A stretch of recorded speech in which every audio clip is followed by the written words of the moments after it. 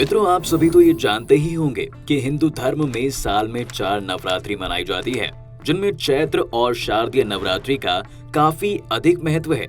और आप सभी ने देखा होगा कि नवरात्रि के पहले दिन कलश स्थापन किया जाता है और फिर किसी मिट्टी के पात्र में जौ बोते हैं। लेकिन क्या आप जानते हैं कि नवरात्रि के पहले दिन जौ क्यों बोया जाता है?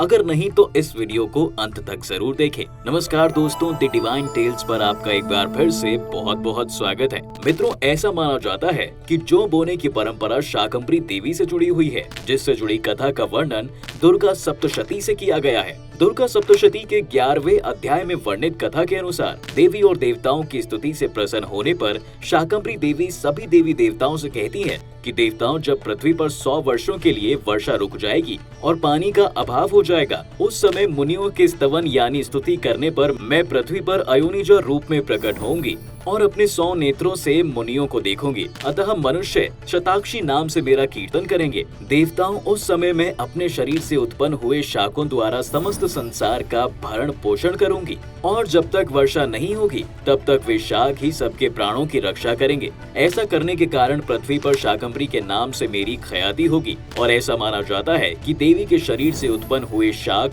जौ ही थे और इसीलिए हिंदू धर्म में कोई भी शुभ काम जौ के बिना अधूरा माना जाता है। साथ ही ये भी माना जाता है कि सृष्टि में सबसे पहली फसल जौ ही थी और यही वजह है कि जौ को हिंदू धर्म ग्रंथों में पूर्ण फसल की मान्यता दी गई है। हिंदू धर्म ग्रंथों में वर्णित कथा के अनुसार एक बार देव गुरु बृहस्पति ने ब्रह्मा जी से सवाल किया कि हे ब्रह्मा, नवरात्रि क्यों मनाई जाती है? तब ब्रह्मा जी ने कहा, बृहस्पति, तुम्हारे इस प्रश्न का हल इस कथा में छुपा है। बहुत साल पहले मनोहर नगर में एक अनाथ ब्राह्मण रहा करता था, जिसका नाम पिठत था।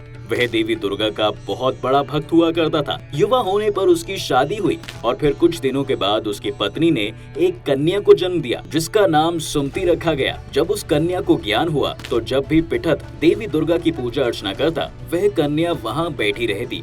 लेकिन एक दिन वह कन्या देवी दुर्गा की पूजा में बैठने की बजाय अपनी सहेलियों संग खेलने चली गई। यह देख पिठत अपनी पुत्री पर क्रोधित हो गया और उसके पास जाकर कहने लगा, रे दुष्ट, आज तुमने माँ दुर्गा की पूजा क्यों नहीं की? इस अपराध के लिए मैं तेरी शादी एक कुष्ठ रोग से ग्रसित युवक से कर दूंगा। पिता की बातें सुनकर सुमति को बड़ा दुख हुआ, लेकिन वह अपने पिता से बोली, पिताजी, मैं आपकी पुत्री हूँ और आप जैसा चाहें वैसा कर सकते हैं। अगर मेरे भाग में कुष्ठ रोगी पति ही लिखा होगा तो मैं क्या कर सकती हूँ? क्योंकि जो इंसान जैसा कर्म करता है उसे वैसा ही फल प्राप्त होता है। क्योंकि कर्म करना मनुष्य के अधीन है पर फल देना ईश्वर के अधीन है।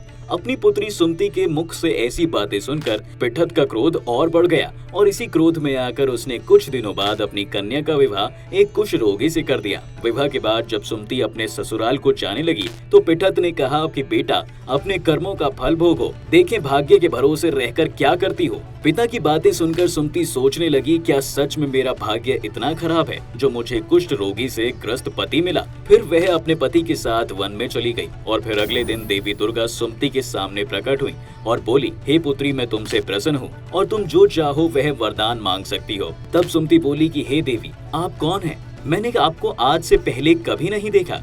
तब माँ दुर्गा बोली, हे पुत्री, मैं आदि शक्ति भगवती हूँ और मैं तुम्हारे पूर्व जन्म के पुण्य के प्रभाव से प्रसन्न हूँ। देवी दुर्गा की बातें सुनकर सुमति ने कहा, माँ, मैं पिछले जन्म में कौन थी? कृपया मुझे विस्तार से बताइए। देवी बोली, पुत्री, पिछले जन्म में तुम भील की पत्नी थी। एक दिन तुम्हारे पति ने चोरी की और सिपाहियों ने तुम दोनों को पकड़कर कारागार में बंद कर दिया। उन लोगों ने तुम दोनों को भोजन भी नहीं दिया।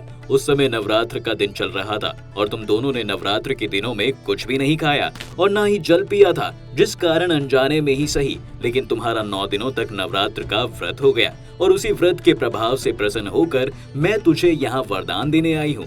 तब सुमति बोली, हे माँ, अगर आप मुझे कोई वरदान देना चाहती हैं तो मेरे पति को कोढ़ से मुक्त कर दीजिए। तब माँ दुर्गा ने कहा, पुत्री, नवरात्रि के एक दिन का पुण्य तुम अर्पण करो, तुम्हारा पति निरोग हो जाएगा।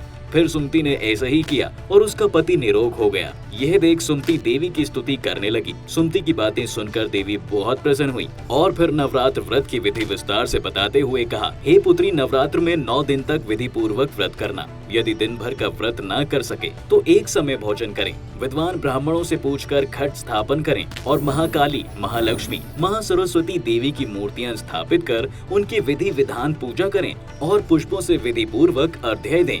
इन 9 दिनों में जो कुछ दान कर सकती हो वो जरूर करना। नवरात्र नवरात्र व्रत करने से अश्वमेध यज्ञ का फल मिलता है। इसके बाद देवी अंतर ध्यान हो गई। तो मित्रों, आपको नवरात्र से जुड़ी ये कथा कैसी लगी? नीचे कमेंट करके अवश्य बताएं। आज की वीडियो में बस इतना ही।